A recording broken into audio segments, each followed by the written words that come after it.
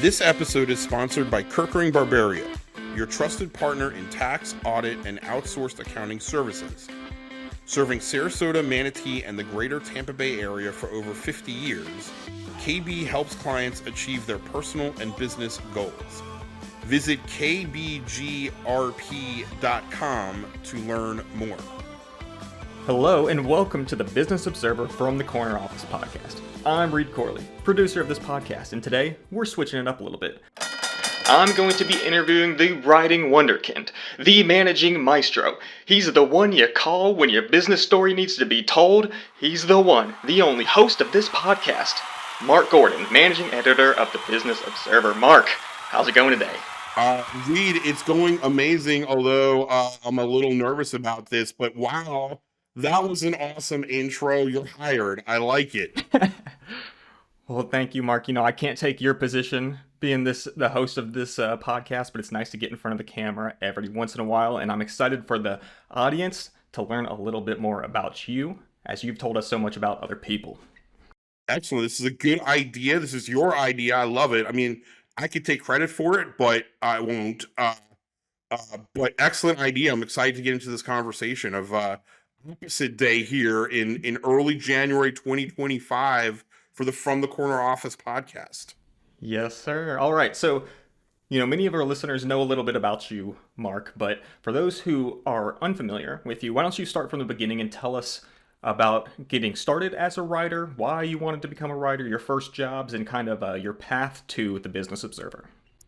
My path to the Business Observer. Okay, let's do it. Why I wanted to become a writer, it's not a very classic sort of romantic story. I went to University of Pittsburgh in Pennsylvania, obviously, and I just kind of floated into college. Like, I didn't really have, I'm going to be this, an engineer or a writer, but the truth is I liked a young woman who was writing for the school newspaper, and I started writing for the school newspaper, and I really liked it. And I covered student government and meetings, and I liked that, telling stories. And then, you're 20 years old, you're on a big college campus, you get to write about sports. That's pretty cool. And, got to go to football games and basketball games and sit under the backboard at one game, all those things. And I really liked it and kept going. And that's kind of what I did for 5-6 years out of college, working at small newspapers. And in 2005, I was living in Philadelphia. I had was married recently, my wife Elise, and she was recruited for a job in Bradenton. And we came down here. It was a great opportunity for her. And I met the owner of the Observer Media Group, Matt Walsh, and we just kind of hit it off as far as philosophies on journalism. And 20 years this year, 20 years in 2025, I am still here at the Observer Media Group. Wow, 20 years. Yes. I know a lot has changed over that 20 years in the newspaper industry in our town of Sarasota and so much more. So then, starting with your time at the Business Observer, how did you get to become a managing editor, and what are kind of your responsibilities being a managing editor? Yeah, so how did I get to become managing editor? It's come up on a couple of other shameless plug from the Corner Office podcast, but it's come up in a sense of, leaders, sometimes just evolve, right? I started as, I say, quote unquote, just a reporter, but, so I'm writing stories mostly in Sarasota and Bradenton. And then I think because of company need, we were growing and opening new papers in the mid 2000s when the economy was just booming. So there was company need, and I think I was pretty good at the reporting side of things. And a lot of times I have learned in companies, hey, you're really good at this. Why don't you do this, this, and this? So it was a combination of they needed somebody, and I was perceived to be pretty good reporter. So, I just kept kind of climbing up. And one of the great things about the Observer Media Group is there's not a big hierarchy. There's not a lot of layers. Some of these big corporate journalism companies, have a lot of layers, and especially at that time when the newspaper industry was different, there was much more editors involved. We're very streamlined, and so I kind of rose up and sort of raised my hand. Yeah, I can try that and do that. And so managing editor is the title I have now, and Part of that is keeping the trains running on time. We have a daily email blast that comes out every day at 5 a.m. We have a weekly print product that comes out on Fridays. So my job is to make sure that all of that is of the highest quality, relevant to readers all the time. And then, within that, I supervise a team of reporters and editors, and I'm all about sort of building our audience. So that means things like a podcast or social media or going to local events or, I've been fortunate, it's been asked to moderate different panels and MC things. So it's all about the visibility of the Business Observer.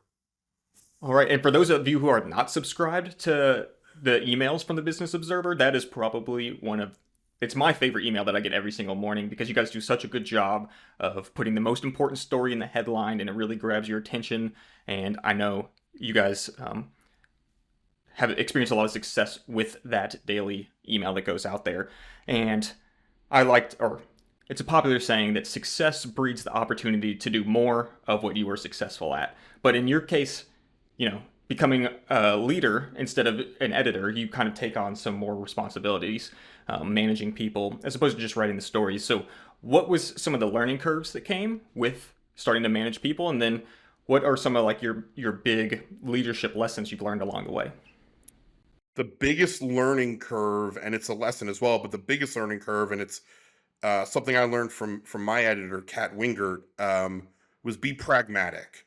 As a writer, you're writing and you're writing, and you're like, this is exactly the way I want it, and then you're reading other people's stories, and the tendency when I first started was to be very much, I don't know if I like that. Let me change that. And something I learned from Kat and then learned by doing is you're going to be editing a lot of stories, right? We in our print edition we probably have 7 to 9 print stories a week. Online we have 7 stories a day.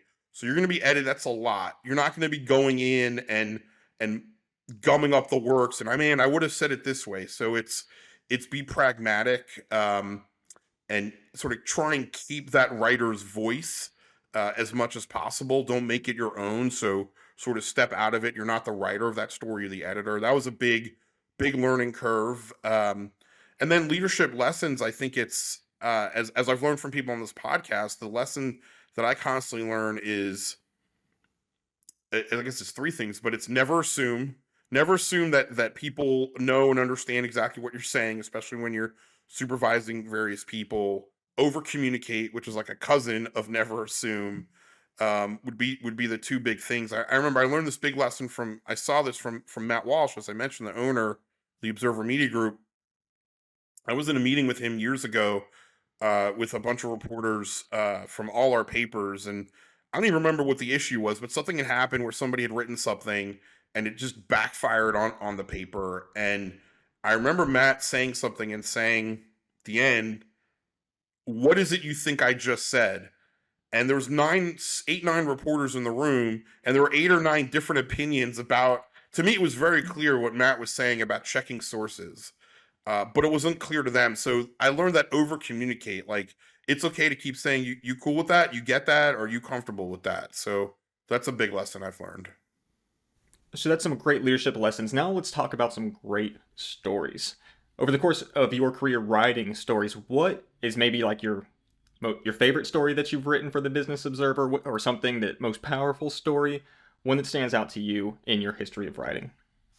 I think at the Business Observer, man, 20 years. I got to think about that. One that stands out that's a little bit off, sort of what you would think of as a standard Business Observer story, is a gentleman named Mike Ortol, and he's in Tampa, and he's an insurance executive, and his daughter died of a drug overdose, and he had started a couple of nonprofits and charities, and one of them actually made a movie about sort of opioid abuse and drug abuse, and with proceeds going to this fund for his daughter.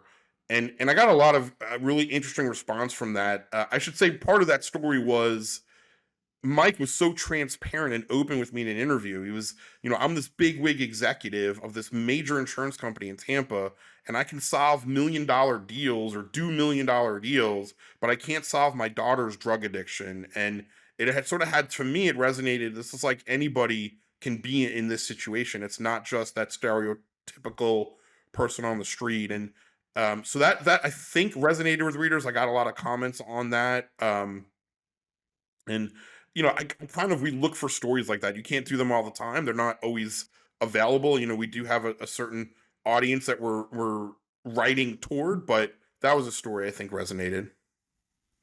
Yeah, that sounds very powerful. And um, so, what is kind of the ideal audience? Let's say for the Business Observer, what is your that ideal audience member? So it's morphed a little bit, but it's basically I look at it as aspirational. It's people who want to be better in business, learn more about business, learn more about their career, be better at their career, rise up. That doesn't necessarily mean be promoted to an editor or leadership position, but just do better at what they're doing. And so we try and do that by what I always say is inform and inspire. I know that's kind of cheesy, but we want to inform them about the news that's going on, like what buildings are being sold, what companies are starting, what restaurants are coming, what are the new airline routes, things that are important to know. And then those stories about somebody like Mike, where hopefully we're inspiring people to think about a business issue in another way. I think our audience has more from CEO level, and that's still what we write for, and that's our strength. But we want to be in front of anybody. If you're a cubicle dweller or a work from home dweller, which is so much of what goes on now, we want to be in front of anybody in the business community. So, speaking of business leaders, and a lot of their responsibility is going to be to hire new people. I believe you have also hired a few people. So, what are kind of some of the characteristics of the best hires that you've made? Characteristics of the best hires. Uh, the first and foremost, I would say, is problem solving. Is the ability to look at something and move past the very linear, straightforward idea of it and say, okay, this didn't work. I'm going to do this. I don't think reporters are alone in this, but a lot of our job is dealing with people who don't want to give you the information in a way that you want. They're giving it to on their time. Well, you need it on your time, or they're saying we can't comment on that. So you have to be able to look for things in other ways. So that could be online research, data research, talking to other people, but also the problem solving of working on deadlines and figuring out, all right, I have 3 things due this week. I didn't get this, but I'm going to do this. So problem solving would be a big one. And the other thing that's really important to me is our brand. The Observer Media Group has a really amazing and great brand in Sarasota. The Business Observer has really good reputation from Tampa to Naples, and I never want to do anything or hire somebody that would do something to damage that. I always say I don't want people to leave an experience from the Business Observer. Man, that reporter was a real jerk. That's not who we are. It doesn't mean we're not going to ask pointed questions. It doesn't mean we're not going to do our jobs, but you can do that without people saying, that was a really bad experience. Absolutely. And I think that what you're so good at is creating relationships and leaving people on a positive note. I've never heard anyone say anything negative about Mark. It's always been Mark's such a great guy, and they always say nice things about you. So It's I nice to think that hear. Thank you. yeah, you are out in the community representing the Business Observer well. But maybe a time that you didn't represent the Business Observer well, or something that a setback you learned from, or a failure. Yeah. What is an example of that you have taken and learned from? Well, it's funny. You and I have joked right off camera that we interview people, and I do this even not on podcasts, and they say, "Man, I've made so many mistakes." And you're like, "Okay, tell us about them." I don't know of any off the top of my head, but I do. I know some off the top of my head that I've learned from. So that's good. That's one hurdle. One big lesson I've learned, mistakes, setbacks, certainly has been the power of words, and how they impact somebody. And there's one example top of my head. This was around the 2008-9 recession, and I had written a story about a printing company in Sarasota that had really struggled during the recession, where people were just not spending money on signs and that type of thing, and he had to let some people go. And but at this point, he had started making a comeback, and I think he had bought some new equipment and had some new clients. And so the story was written, I thought, in a very positive way about how this entrepreneur basically sort of pulled his bootstraps up and saved his business. And the lead, we call it the lead of the first paragraph in newspaper, the lead of the story was this guy's name I don't know if I should say it. And we'll call him Bill. And Bill's business was on death's door. And then I just went into how bad it was and how much he saved it. So this gentleman read the story, and it was actually a friend of mine that had connected me with him. Uh, and this gentleman read the story and was just furious about the idea of saying that his business was on death's door. And he ended up calling my friend, who actually was friendly with our owner, Matt Walsh, and he called Matt, and Matt called me and said, why would you do that? And so the lesson there for me was, I think the phrase is probably correct, right? Like it was very bad. Like things were really bad. He told me, I think he was down, this is like 15 years ago, but I think he was down to like 2 employees. So, it was not good, and he did do the things to save the business. But the lesson for me is, I could have written that in a more sensitive way to where he was. And again, I don't think you should necessarily change things because somebody says, I'm mad about what you wrote. But you could also be sensitive to it. And that's one that stands out in my mind. But there's been a lot of examples of you write something and, you hear feedback from it. And, a good writer, a good reporter, I think a good employee should learn from that feedback and say, okay, why did that go off the rails? Was this legitimate feedback, and how can I change it for the next time? My first thoughts about that are, hey, it was 2007, 2008, man. Everybody's business was on death's doors. Yeah. But that is an interesting part about being a writer with, this isn't Twitter or X or Facebook. There's no edit button, right? Once you put it out there, it's out there. So that feels like a certain level of responsibility that you have to have going into a story. And then, so how do you balance that? And then also, I can imagine getting anxious about some stories going out. How do you deal with that as well? 100% can get anxious about it. And yeah, I mean, the power of the last word. In fact, ironically, I think the person who said the power of that phrase, I think it was Richard Nixon who said that a lot about the power of the last word and why he hated the media. But yeah, it is a big responsibility that I do think about. So you try and, I think, the best you can put yourself not necessarily in that person's shoes, but put it in the reader's shoes, and what will they want to read? What do they want to see? What's important to them, especially at the Business Observer? We have a phrase called "boss needs to know." So we're thinking about the owner of a company, Company X. We're thinking about the owner of a $10 million manufacturing company in Naples, or a $20 million boat building business in Sarasota. What's important to that person? And I think so. That's part of it. And I think the other thing is just that I think if we're going to get a deeper conversation about the problem in journalism, is just be honest, right? I mean, fact check like crazy, and rely on correct information, not the fact that we have the First Amendment, so we could print anything we want. We're printing something because it's relevant to readers and because it's true. And if you're printing something that's true, you're in good shape. I think that that's a very topical issue that we're kind of dealing right now with in this country, right? Truth is a lot of things to a lot of different people. So because you have to balance both the audience's perspective, what they're going to find of value, and while at the same time telling the truth, providing as much information as you can, keeping it, entertaining enough that you keep your audience, while also satisfying maybe the ego or the perception for the person, the subject of your story. Yeah. What are kind of your thoughts on that? Yeah, I mean, I'll start with the last part. We try, I think all good reporters, and I know I personally try and stay away from what I think the subject or the ego of the subject is going to. It creeps in. It does. You're writing about people, so it's going to creep in. What are they going to think of this? I try to stay away from that as much as possible. But it is to your larger point, it is a big challenge, right? The context of what you are writing. We don't cover politics really, very, very rarely. But I don't want anybody to read any copy of the story in the Business Observer and think that we were in the tank for one side or another side.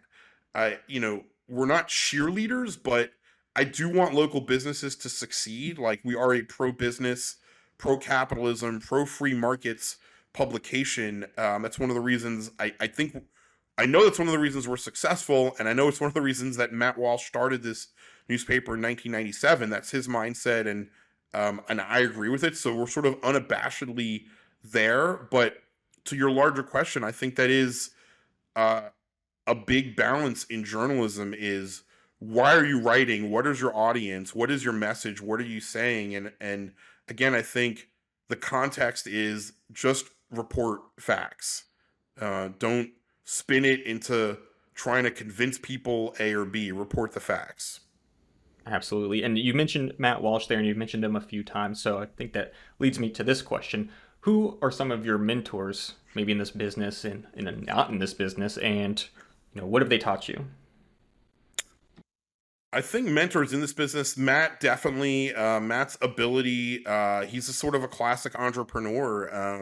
He will, he's opened papers, closed papers, bought papers in other markets, turned down deals in other markets.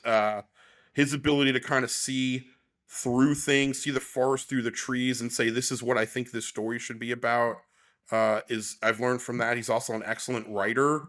Years and years ago, he wrote feature stories for the Business Observer, and I always held that as the high standard of that's where I want to be.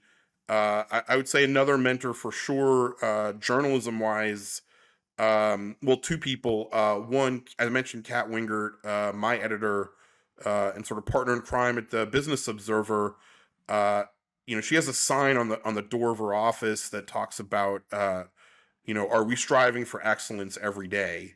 And I've learned a lot from her about setting high standards and staying to the high standards. She had shared with me a story years ago about a high school baseball coach, and the story is called basically 17 inches. And long story short, this high school baseball coach had basically gone to this event where he said, doesn't matter what level you're in, whether you're little league baseball or Major League Baseball, home plate is 17 inches. And so the accountability is 17 inches all the time, right? You're not going to get to major leagues from the little leagues if you're not 17 inches. And I'm really watering it down, but so that's something that I've learned from her that has been really helpful to me to hold reporters accountable. But then even going further back, I worked at a newspaper outside Philadelphia many years ago, the Daily Local News. Shout out for the Daily Local News in Westchester, Pennsylvania. But Michael P. Relihan was the reporter there. I think he was a city editor at one point, I forget. But he was really my first journalism mentor, and I learned so much from him about building relationships and talking to sources. What I learned from him is never be sure, always double check.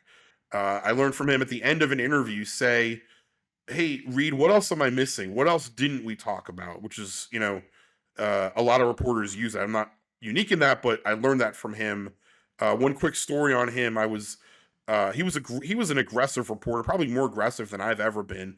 But I liked seeing him work. And somebody hung up on me, or a source that I was talking to for a story, and I was like all 22 years old and all frazzled. And he said, you call that person back and you say, sorry, we got disconnected. And I was so scared. I was probably 24, and I did it. And the person said, we didn't get disconnected. I hung up on you. And then he used a curse word and hung up again. Uh, but the lesson was just go for it, man. Just keep going. So I learned a lot from him. That's a that's a great story. And yeah, Yes. I can imagine this guy like, why is he's calling me back? This guy, I mean, Michael P. Relihan was like, at my first day working there, I sat in his chair, and this is like a classic newsroom story that other people probably in the business can. So I didn't know it was his chair, and he came in, and he just said, get up. And I stood up, and his name was written on the bottom of the chair, Michael P. Relihan. And I was in his chair, and so I had to move to another chair. And again, I'm like 24 years old, and I'm all like out of sorts, and just moved to this town. And funny, I didn't mention, another person, a mentor of mine is my dad. And I remember calling my dad that night, telling him, I sat in the guy's chair, and he's like, what? So, Michael and I are still friends to this day. So He forgave me for sitting in his chair, I think. Like, well, you couldn't see my name on the bottom of this Right, chair? right. Use your eyes. Yeah. All right. So, Mark, every episode we do some rapid fire questions, and I'm going to feed them to you to wrap up this email. Or, excuse me, to wrap up this podcast. This podcast could not be an email. This podcast had to be a podcast. Absolutely, that's me a podcast. But speaking of emails, how many unread emails do you have right now? I'm checking. We've been on the podcast. Well, I have 34 unread emails. So it's almost one email per minute that we've been on this podcast. Yeah. So do the math, people. So how many hours of sleep do you need a night to not be cranky the next day? I would say I can do it like for 1 or 2 days on like 6 hours. I feel like the general answer is 8. But if like I'm 1 or 2 days on 6 hours, I won't be cranky that bad. If you ask my wife Elise, you might get a different answer, but we're gonna go with 6. All right, we're gonna get sentimental, maybe a little bit emotional with this last question. All right, you work at the Business Observer until your retirement, and you write your last story, your retirement column, on your last day. What is the title of said retirement story? Oh wow! What is the title of said retirement story? On the spot, rapid fire. I think it would be. I was gonna say. I hope I had some impact. The word impact would definitely be there. Thanks for reading. Hope I had some impact. Man, that sounds really boring. But I think I have to think it through. But I think the 2 messages I would get across would be gratitude for reading all of my stories over, but a certain number of years. So it would be gratitude. And, I think like any writer, I want to have impact, right? When I write something, I want it to resonate with somebody in some way. So, gratitude, impact. It's a terrible headline, but that's what it would be. Well, that would certainly hook some people to read further. And I'd like to show some gratitude to you, Mark, for giving me the opportunity to produce this podcast, to interview you on this podcast, and also some gratitude to the listeners, to the audience, for listening to this podcast every week. Thank you, everybody. Thank you, Mark, and we will catch you next week. Thank you for listening to the Business Observer from the Corner Office podcast. I'm your host, Mark Gordy. This podcast was produced by Read Corley of the Corley Company in Sarasota. To hear more episodes of From the Corner Office podcast, go to businessobserverfl.com.